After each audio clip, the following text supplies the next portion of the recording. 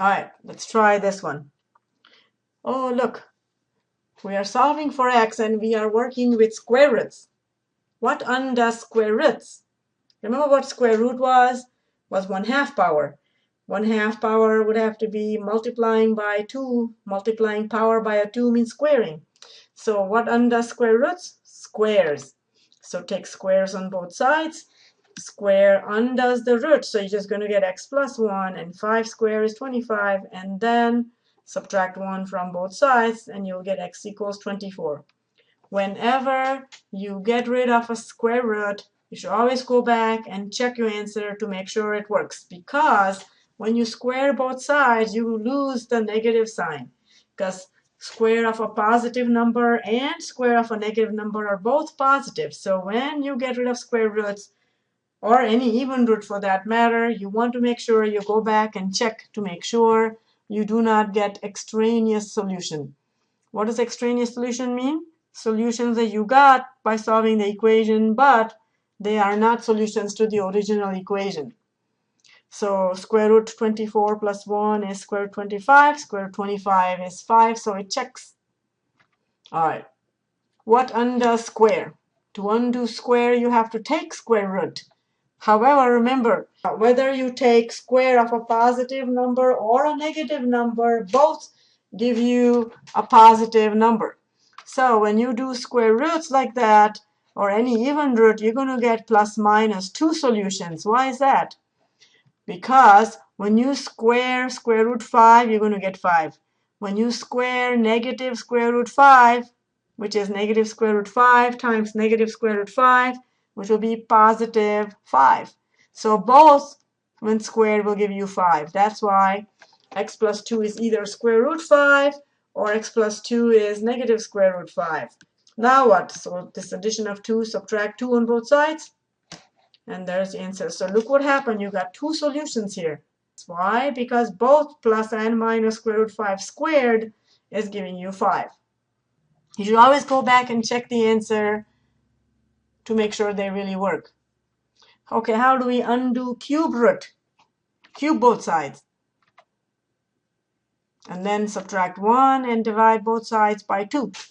So cubing both sides, then adding 1 to both sides, and then dividing both sides by 2. And then you can always check it. Cube root, so 2 times 65 halves, which is 65 minus 1. Cube root 64 is 4. So it checks out. All right, try that one on your own. How do you undo 5th power? Pause the video and try on your own. You take 5th root. Good. And then subtract 2 on both sides, and then that's your answer. You can always check it. Plug it in. Negative 2 plus 2 is gone. 5th root of 7 to the 5th power is 7. So it works out. All right. Whoa, now what? Look at this example here. Look at how many terms we have here. We have 3 terms, and they're all fractions.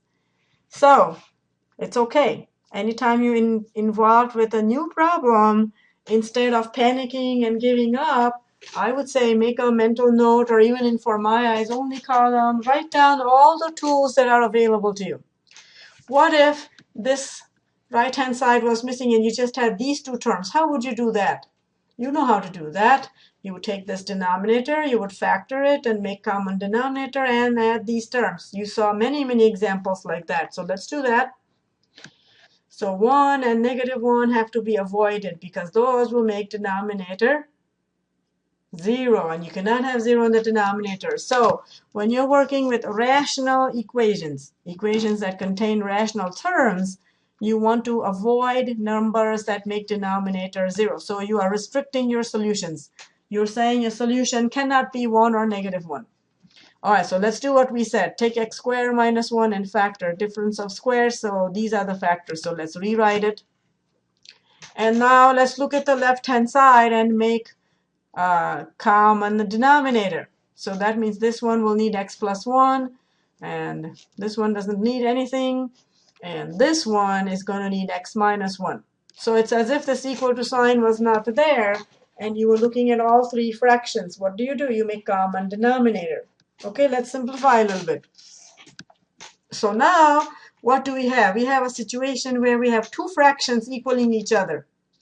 Two fractions are only equal to each other since they both have the same denominator. The only way that's going to happen is if the numerators are the same.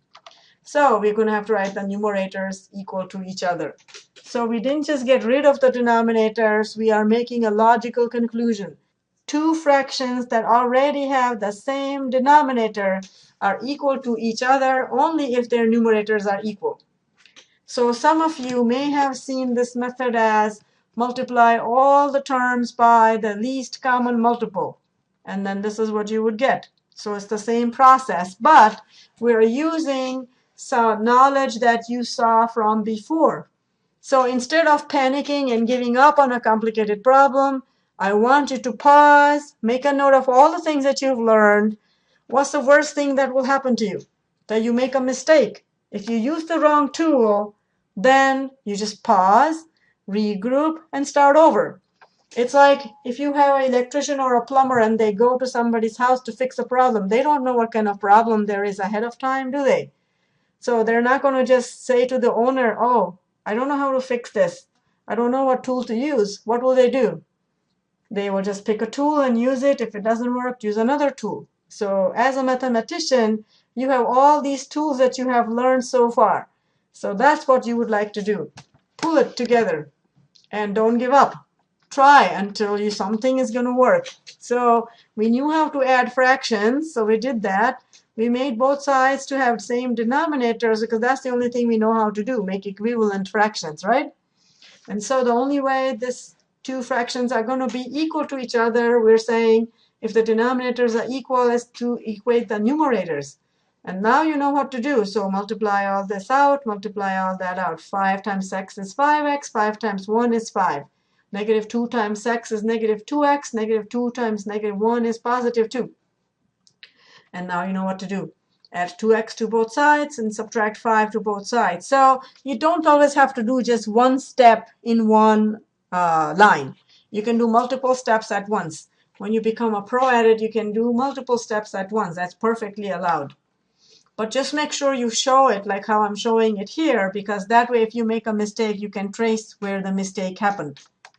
So we have what? 8x and 2x is going to give me 10x.